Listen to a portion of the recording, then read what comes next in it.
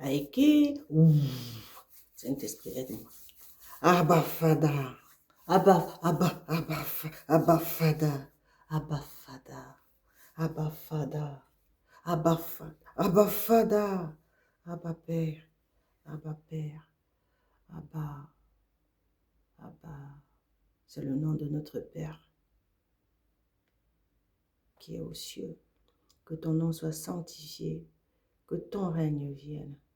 Que ta volonté soit faite ici présentement comme au ciel. Donne-nous aujourd'hui notre pain de ce jour. Pardonne-nous nos offenses, comme nous pardonnons aussi à ceux qui nous ont offensés. Et ne nous soumets pas à la tentation, mais délivre-nous du mal, car c'est à toi qu'appartiennent le règne, la puissance et la gloire pour des siècles et des siècles. Amen. I came to worship you. I came to seek your face. I came to worship you. Holy, holy, Abba Father. Holy, holy, Orokoroboshi. Oh, Abba, oh, holy, holy, holy are you, Lord. I came to worship you. I came to seek your face. I came to worship you. Abba Father, Abba Father, Abba Father, Abba Papa,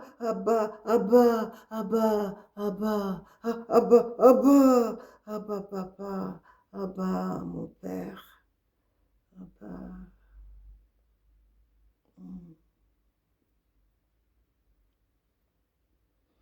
Merci Seigneur. On va parler de la crainte de Dieu. La dernière fois, j'ai prêché sur la sanctification, sans laquelle nul ne peut voir Dieu. Dieu nous a sanctifiés, c'est-à-dire la sanctification, c'est la crainte du péché, de la peur du péché. Aujourd'hui, là, Dieu aimerait que je puisse parler de la sanctification. Excusez-moi, de la crainte. La crainte de Dieu. La crainte de Dieu, c'est le commencement de la sagesse. Alléluia. La crainte de Dieu, c'est le commencement de la sagesse. Amen.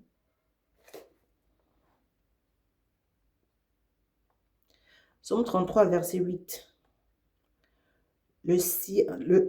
Que toute la terre craigne l'Éternel et que tous les habitants du monde tremblent devant lui.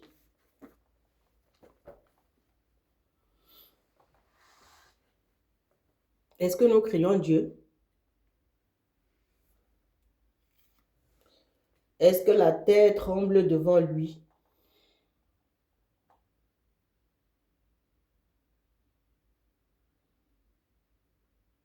Alléluia. Tu ne peux pas craindre un Dieu que tu ne connais pas. Tu ne peux pas craindre un Dieu que tu ne connais pas. Est-ce qu'on cherche à le connaître? Ou même quand il fait tout, il envoie les gens nous parler, on ne veut même pas écouter. Et quand il nous montre des signes, on ne veut même pas comprendre. Dieu parle tantôt d'une manière, tantôt d'une autre. Il n'a pas une seule manière de parler. Dieu peut parler par sa parole, la Bible. Il peut te parler par la bouche d'un prophète. Il peut te parler par une vision. Il peut te parler dans ton cœur. Il te dit juste un mot.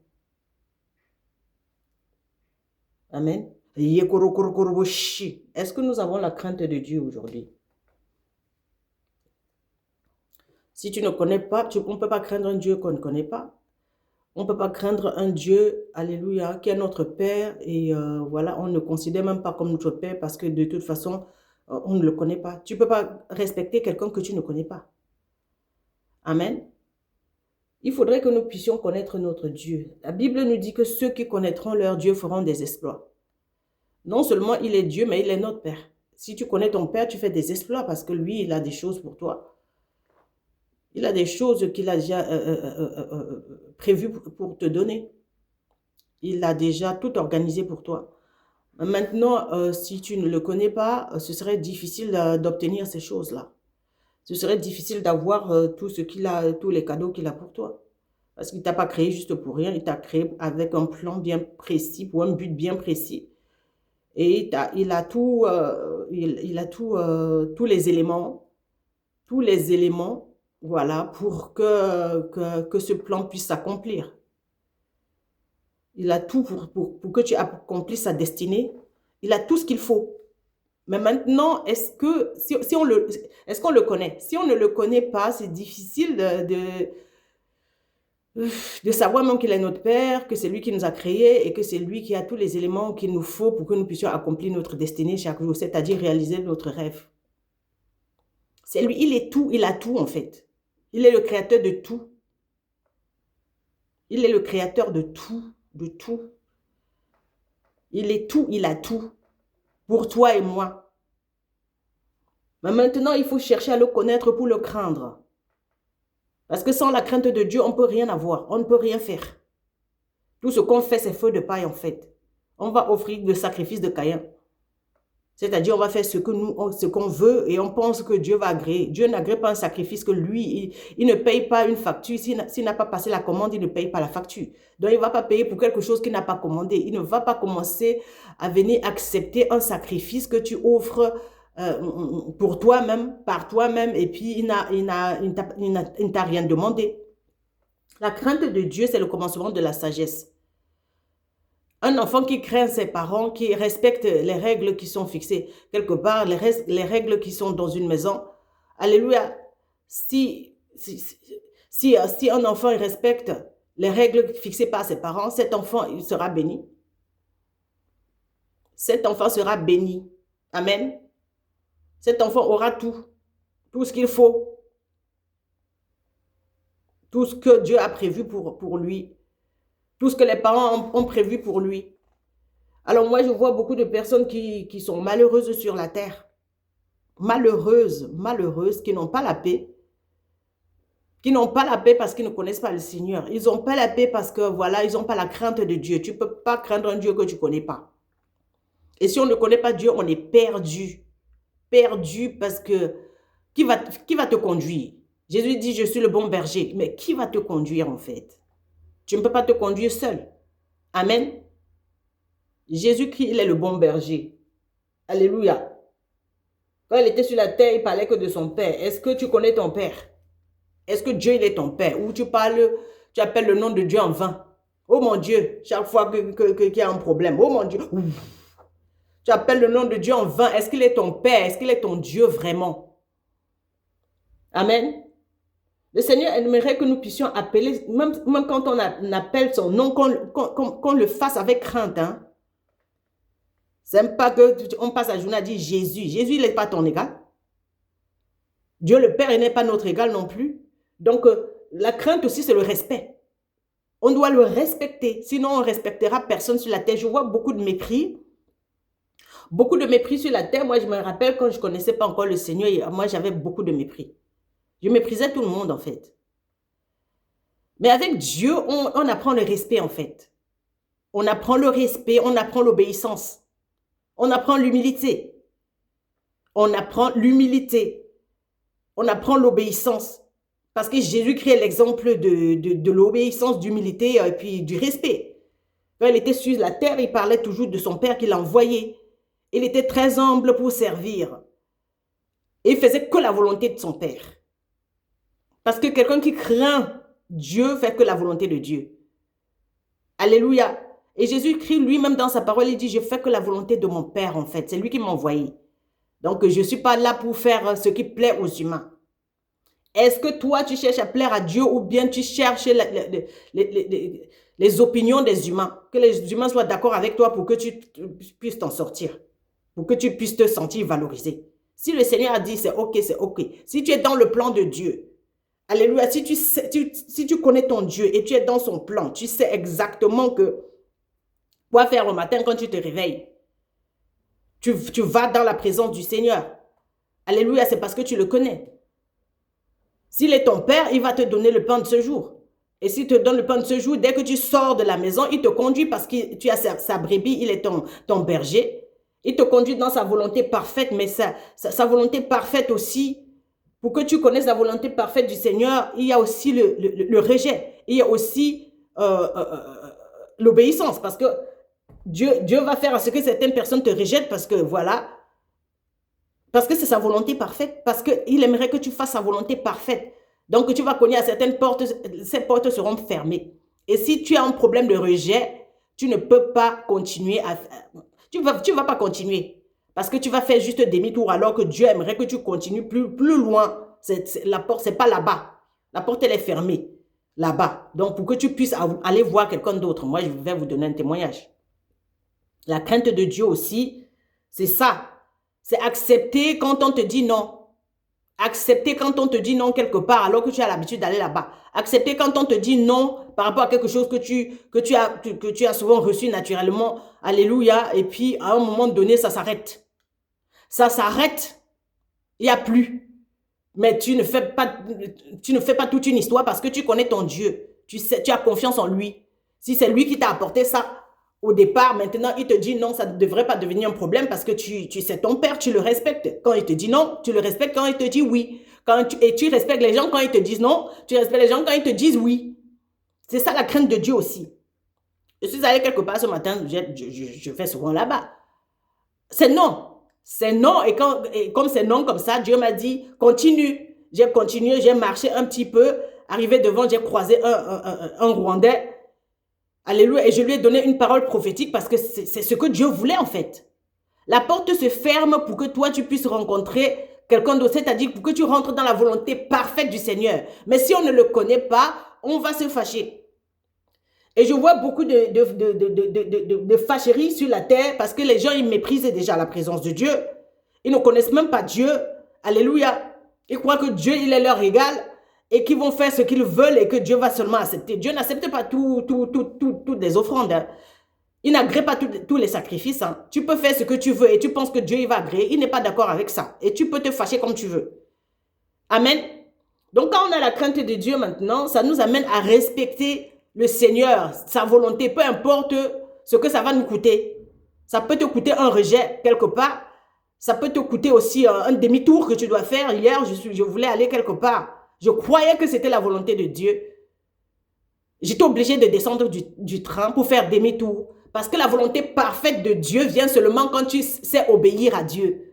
Et quand j'ai fait demi-tour, maintenant, j'ai su qu'il ne fallait pas continuer. J'ai su qu'il ne fallait pas continuer. J'ai fait demi-tour, je suis allée quelque part. Il y avait une brebis qui m'attendait pour que je l'amène à l'hôpital. Et il n'y avait que moi qui devais faire ça. Et Dieu avait prévu ça. Donc, j'ai su que je ne devais pas continuer ailleurs. Je ne devais pas suivre l'autre direction parce que je connais la voix de mon Père, je connais la voix du berger, du bon berger. La Bible dit que le Saint-Esprit vous enseignera, il vous conduira dans toute la vérité. Amen. Il glorifie Jésus dans notre vie. Donc, il nous parle de la part du Seigneur. Il glorifie Jésus, c'est-à-dire Jésus, le bon berger, habite en toi par le Saint-Esprit. C'est lui qui va te guider, en fait, dans toute la vérité. Jésus-Christ dit, je suis le chemin, la vérité et la vie. Il t'amène sur le chemin de la perfection, la volonté parfaite du Seigneur. Alléluia. Et puis, c'était que ce que Dieu voulait hier matin. Et après, je me suis retrouvée en train d'accueillir une dame suisse avec son petit garçon. Alléluia, l'après-midi. Oui, je pense que c'était l'après-midi. Et voilà, cette femme, elle avait vraiment besoin des expériences que je venais d'avoir. Et je lui ai transmis ça, mais avant de lui transmettre ces expériences qu'elle attendait aussi, ce n'est que ça qu'elle voulait. Elle avait besoin de ça, de ces expériences. On a tellement rigolé, elle était guérie dans son cœur. Alléluia. Elle était très heureuse en partant, en retournant chez elle hier avec son fils. Et Dieu m'a fait prendre quelque chose chez moi pour aller lui donner. Elle me dit, mais mon fils, comment vous savez que mon fils, il aime ça? Ce petit truc. Je ne vais pas citer le nom, mais c'était quelque chose à manger. Mais comment vous savez? Mais c'est le Saint-Esprit.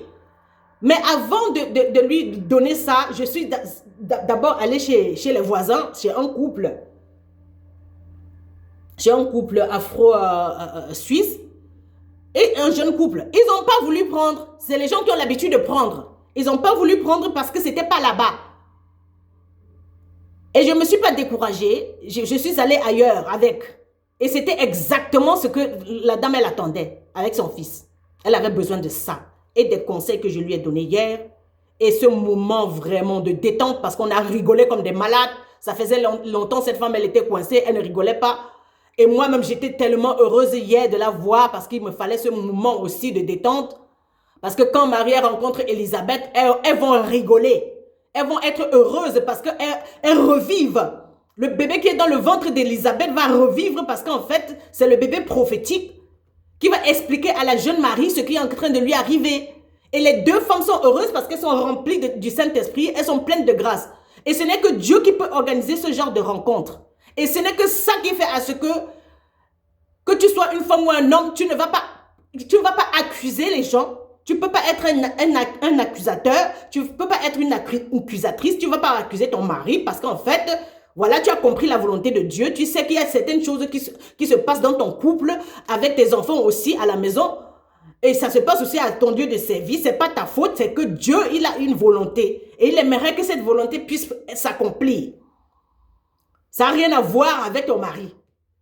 Donc, on s'est croisés, et parfois, à la maison, le couple va se casser pour que Dieu puisse se glorifier. Parce que Dieu veut les deux partenaires, alléluia, dans sa volonté parfaite. Qu'ils puissent aller obéir à Dieu, alléluia, en servant d'autres personnes avec leurs expériences. Mais si on n'a pas la crainte de Dieu, si Dieu n'est pas notre Père, si Jésus-Christ n'est pas le bon berger dans notre vie, par le Saint-Esprit, comment est-ce qu'on va comprendre ça? On va devenir des accusateurs. Et le Seigneur ne veut plus l'accusation. Parce que l'accusateur des frères, c'est le diable. Et le diable va venir t'insuffler des choses dans le cœur pour que toi, tu commences à quitter la volonté parfaite du Seigneur.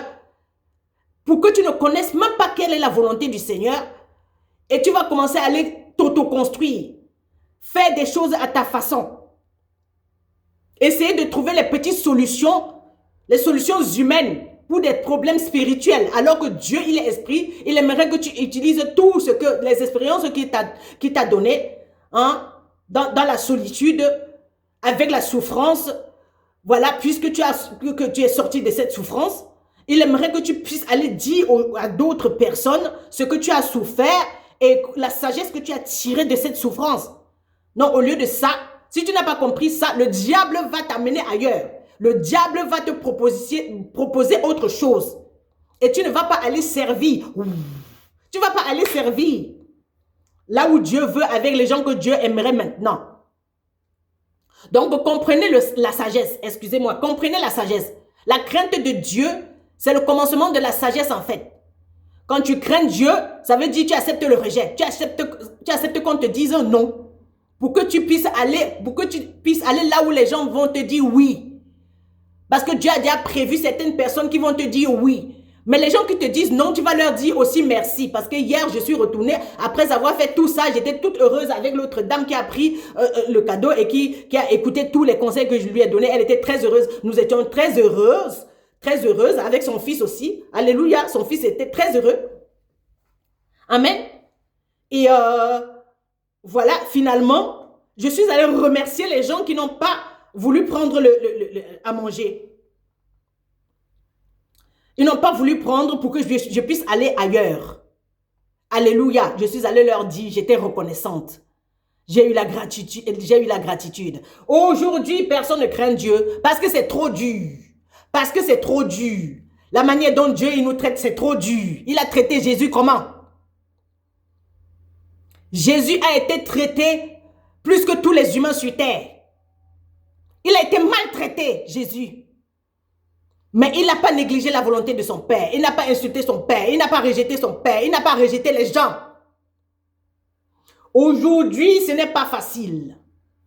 Ce n'est pas facile de trouver. Ce n'est pas facile de trouver quelqu'un qui obéit à Dieu. Tout le monde parle de Dieu de bouche. Mais maintenant, quand ça commence à devenir dur et que Dieu commence à réclamer des choses, Il réclame ton orgueil. Il te demande de déposer ton orgueil. Tu n'acceptes pas. Il te demande de déposer ton égoïsme. C'est très, très difficile. Il te demande, alléluia, de passer du temps avec les gens, de prendre soin des autres. C'est très difficile. L'esprit de service. On ne veut pas servir. Alléluia. On aimerait que par magie, les choses s'opèrent. Les miracles s'opèrent. On aimerait la magie. Dieu, il n'est pas un magicien. Il a ses principes. Amen. Il ne va pas changer. S'il n'a pas changé avec Jésus, s'il n'a pas épargné Jésus, donc ta souffrance, ça atteint, c'est comparé à celle de qui? À celle du Seigneur? Si tu n'as pas encore souffert jusqu'au sang, il y a certaines personnes qui se plaignent. Oh Seigneur, c'est trop dur. Oh, pourquoi mes enfants ils sont comme ça? Oh, pourquoi mon mari? Oh, pourquoi ma femme elle est comme ça? Dieu t'a déjà pardonné combien de fois? Dieu t'a sorti des pièges que toi-même tu allais tomber dedans combien de fois? Dieu t'a soutenu combien de fois? Dieu a patienté sur toi durant toutes ces années. Et tous les jours, il patiente. Et tu n'écoutes même pas. Et tu t'énerves contre les enfants. Ouais, pourquoi ce n'est pas facile? Ouais, pourquoi mes enfants se comportent comme ça? Ouais, machin. Et c'est moi qui prêche l'évangile. Oui. J'ai déjà fini de payer ma dîme. J'ai déjà tout fait ce qu'il faut faire à l'église. J'ai chanté, je danse, je chante à la chorale. Je fais tout ce que Dieu m'a demandé. Mais quand même, mes enfants sont dans l'homosexualité. Ils sont tombés dans la drogue. Ils sont quand même, alléluia, ils ont fui la maison. Ils ont quitté la maison sans dire au revoir. Ils ne me parlent même pas. Alléluia. Alléluia. Et je veux abandonner. Est-ce que Dieu t'a abandonné quand tu faisais toutes ces choses-là? Est-ce que Dieu t'a abandonné? Tu as oublié ton passé. Amen. Tu as déjà oublié ce que tu étais hier. Tu as déjà oublié que tu t'entêtes jusqu'à présent et Dieu continue à t'aider. Et quand c'est le tour des autres, c'est non. Tu as déjà oublié que Dieu a envoyé certaines personnes se sacrifier, rester avec toi. Alléluia. Prendre du temps avec toi. Te donner des conseils pour que tu ne te suicides pas. Tu as oublié, mais quand c'est le tour des autres, tu ne veux pas aller parce que non, c'est la désobéissance. Parce qu'il n'y a pas la crainte de Dieu. Parce que c'était trop dur. Parce que oui, c'était trop dur. C'était trop dur. Mes expériences sont mauvaises. Raison pour laquelle moi, je ne vais pas aider quelqu'un d'autre. Jésus-Christ n'a pas aidé les gens. Il ne nous a pas sauvés parce que c'était facile pour lui. C'était dur. C'était dur. Dieu ne va pas te donner, il ne va rien te donner gratuitement. Si tu as fait une promesse vis-à-vis de tes enfants, ici, là, si tu as fait une promesse pour ta famille, que lui, il va sauver ta famille, ça va te coûter quelque chose, mon frère, ma soeur. S'il veut sauver ta femme ou bien ton mari, mais ça va te coûter quelque chose, mon frère, ma soeur. Donc, je ne comprends pas. Si tu as donné un ministère, je dis, les gens qui viennent à Jésus tous les jours, ça te coûte quelque chose. Dieu ne va rien te donner sans rien te dire, sans rien t'enlever non plus. Ça va te coûter quelque chose. Ça a coûté la vie à Jésus. Ça lui a coûté sa vie. Il a déposé sa vie. Il a appelé sa passion. Parce qu'il a la crainte de Dieu. Alléluia. Jusqu'où tu crains Dieu, toi? Pour commencer à te plaindre, te morfondre partout quand il y a moindre gratinure. On est content de voir les gens qui ont la gloire de Dieu. Est-ce que vous savez par quel chemin ces gens ils sont en train de passer? Après un combat, c'est l'autre. Après un combat, c'est l'autre. Tu n'es même pas encore sorti. Ta tête n'est même pas encore sortie de l'eau. Il y a encore quelque chose qui vient. Et c'est tous les jours. C'est tous les jours que les serviteurs de Dieu vrais passent par des tribulations. Que leurs enfants descendent aux enfers. Que leurs enfants sont trempés dans la drogue, l'homosexualité. Qu'ils sont trempés dans des choses inimaginables. Et c'est bien beau d'admirer les gens. Vous ne savez pas ce que ça coûte aux gens d'être eux. Amen. Vous ne savez pas ce que ça coûte aux gens. Alors quand Dieu t'a fait une promesse, sois sûr d'une chose. Tu vas patienter, tu vas apprendre la patience. Et Dieu va te donner des enfants qui sont têtus. Dieu va te donner des enfants qui sont rebelles. Pour que toi, tu puisses apprendre la patience et l'amour.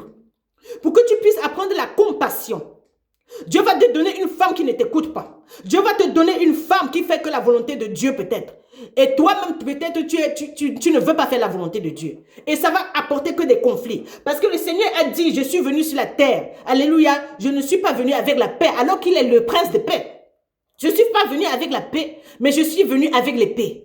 L'épée, c'est la parole de Dieu qui divise jointure et moelle épinière. Est-ce que vous comprenez? Je suis venu mettre la division entre la belle-fille et la belle-mère, entre la fille et sa mère. Alléluia. Oui, Dieu va mettre les divisions parce que lui, il veut. Il aimerait que sa volonté parfaite soit faite. Il dit encore quelque part dans sa parole, si quelqu'un ne renie, père, mère, épouse, mari, tu ne peux pas être mon serviteur et enfant. Tu ne peux pas être mon serviteur. Dieu, il n'est pas contre la famille. Amen. Il n'est pas contre la famille. Il n'est pas contre tes amis. Il n'est pas contre tout ce que tu fais là. Mais si ces choses sont devenues tes idoles, il est obligé de faire la séparation pour que toi, tu puisses aller dans sa volonté parfaite. Mais il m'a séparé des gens chez qui je vais souvent. Ce matin, ça ne fait même pas 1 heure. Ce matin-là, ça ne fait même pas 40 minutes. Pour que je puisse venir ici maintenant m'asseoir pour prêcher la bonne nouvelle. Amen. Dieu fait les séparations. Donc, tout ce que tu fais ne doit pas être ton idole. Tout ce que tu as ne doit pas être ton idole. Le Seigneur n'aimerait pas qu'il y ait quelque chose qui se mette entre lui et nous. Il dit, je suis un Dieu jaloux. Alléluia, je suis le Seigneur ton Dieu. Tu n'auras pas d'autre Dieu que moi. C'est lui qu'on doit adorer. C'est lui qu'on doit respecter. L'adoration, c'est le respect. C'est-à-dire, c'est sa volonté parfaite qui doit être faite. C'est sa volonté parfaite qui doit être faite. La crainte de Dieu, c'est ça la sagesse. Oui. Et il y a aussi, le rejet en fait partie. Donc, je suis très sûre que le jour que Marie est allée vers Élisabeth, elle était rejetée par son mari parce que son mari ne la comprenait pas. Mais elle n'est pas allée prendre le micro pour faire le commérage. Elle n'est pas allée partout raconter comment Joseph la méprise. Ou bien Joseph lui manque de respect par rapport à la situation incompréhensible. Parce que voilà, elle est enceinte et puis Joseph ne l'a pas connue. Et Joseph aussi, il n'est pas allé, voilà, il allait dire à ses copains. Mais maintenant, quand Dieu lui a parlé, il s'est tué. Il s'est tué, il n'a plus continué à parler de ça. Parce qu'ils ont eu la crainte de Dieu. Zacharie, sa femme, quand elle est tombée enceinte à sa vieillesse, Dieu a fermé la bouche de Zacharie pour qu'il ne parle pas. Parce qu'il servait au temple, mais il ne croyait même pas que sa femme vieille, à cet âge-là, pouvait tomber enceinte de Jean, qui est le cousin de Jésus, Jean qui a baptisé Jésus. Dieu a fermé carrément la bouche de Zacharie pour qu'il ne parle pas. Donc, il faut avoir la crainte de Dieu. Ces jours, il faut vraiment se taire. Il faut se taire quand on voit certaines choses, on ne comprend pas ce que ça veut dire. Parce que Dieu est en train de travailler. Je dis Dieu est en train de travailler. Quand tu te tais, le Saint-Esprit te montre la volonté parfaite de Dieu. Quand tu te tais, tu ne vas pas commencer à mal parler des choses que Dieu est en train de faire dans la vie de ta femme, dans la vie de ton mari, dans la vie de tes enfants. Alléluia. Dieu il va te donner la réponse. Mais si toi, tu veux prendre sa place et tu veux, alléluia, t'occuper des affaires de Dieu, tu vas devenir une idole. Il va te shooter. Le Seigneur n'aimerait pas, alléluia, que nous puissions nous asseoir sur son trône. Personne ne peut prendre la gloire de Dieu. Alléluia. Raison pour laquelle le Seigneur il est en train de faire les séparations ces jours. Il est en train de faire les séparations et ce n'est pas le diable. Parce que tout, quand ça ne va pas, si on n'a pas compris la volonté de Dieu, c'est toujours le diable. Il faut arrêter d'accuser le diable en fait. Le Seigneur nous a créés pour lui, pour sa volonté parfaite, qu'on le connaisse ou pas, qu'on cherche à savoir s'il est notre Père ou pas. Il utilise qui il veut quand il veut. Hier, il m'a donné une parole, il dit, alléluia, je fais ce que je veux. Je fais ce que je veux. Qui es-tu pour me demander ce que je veux? Je fais ce que je veux. Et il m'a fait faire ce qu'il voulait. Je suis allée dans une ville, Dieu m'a fait demi-tour. Oui, parce que Jonas, Dieu lui a dit d'aller à Ninive, il a pris la direction de Tarsis. Mais même dans cette direction-là, dans cette... Laissez tomber. Le Seigneur, il s'est montré même à Tarsis. Dans la mauvaise direction, Dieu, il était dedans. Donc, si tu appartiens vraiment au Seigneur, tu ne peux pas, tu peux pas t'éloigner. Il va te ramener en arrière. Alléluia. J'ai dit, Dieu, il est avec toi, même si tu fais des bêtises. Il va te ramener en arrière. Raison pour laquelle, franchement, il faut se taire. Si tu sais que tu appartiens à Dieu, fais-lui confiance et tu te tais. Quand tu vois certaines choses, tu ne parles pas. Tu ne parles pas parce que Dieu il est en train de travailler. Parce que Dieu va s'occuper de ça. Parce que Dieu va s'occuper de ton mari. Parce que Dieu va s'occuper de ta femme. Parce que Dieu, alléluia, il est avec tes enfants qui sont têtus. Alléluia. S'il est ton Dieu, si tu reconnais qu'il est ton Dieu, il est le Dieu des générations. Il est aussi le Dieu de tes enfants. Il est le Dieu des enfants de tes enfants. Ne permets pas au diable de venir te détruire. Papa, maman. Ne permets pas au diable de venir te mentir. Alléluia.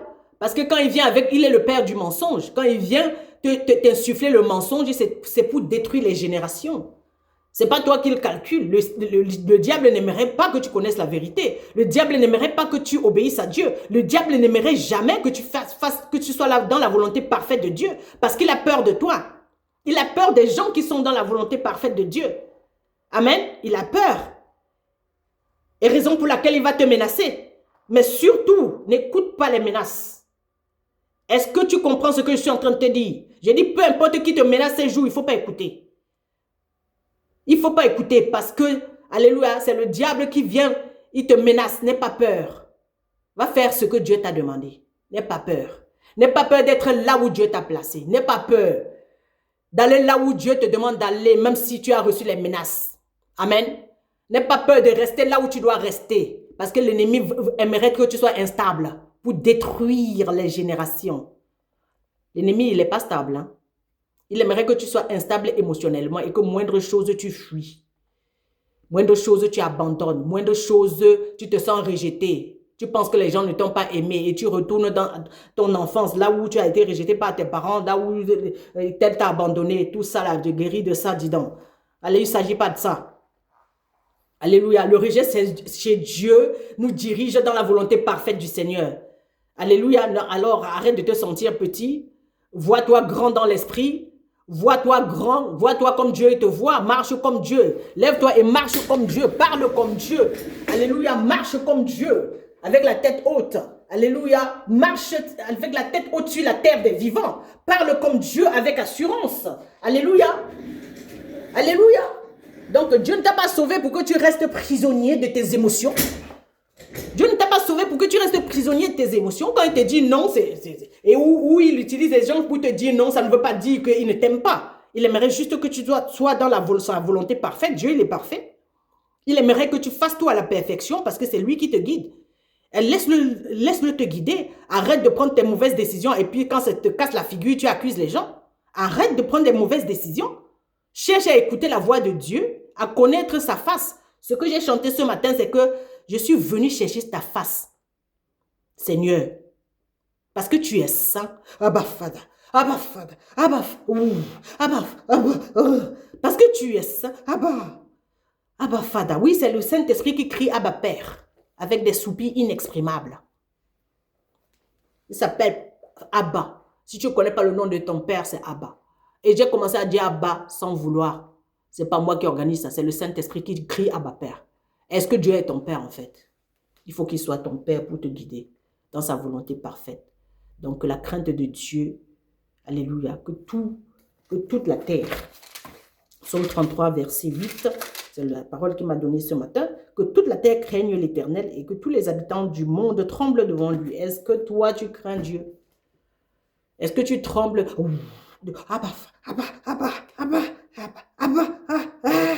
Est-ce que tu trembles devant lui?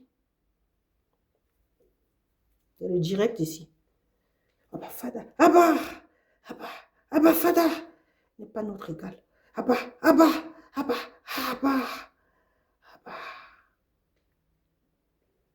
Amen.